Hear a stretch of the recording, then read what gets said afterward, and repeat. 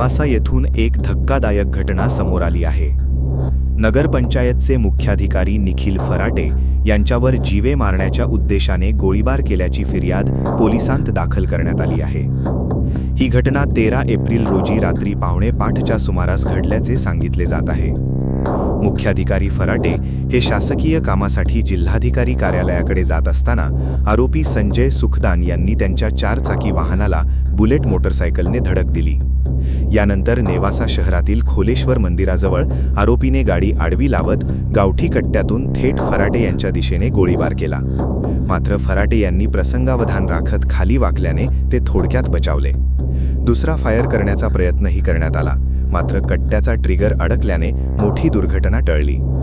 या प्रकरणी पोलिसांनी संजय सुखदान यांच्यावर शस्त्र अधिनियमासह विविध कलमांखाली गुन्हा दाखल केला आहे।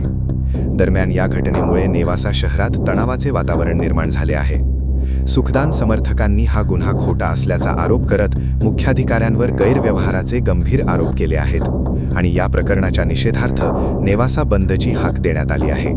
तसेच आज पंचायत समितीसमोर आंदोलन होणार असल्याची माहिती समोर येत आहे।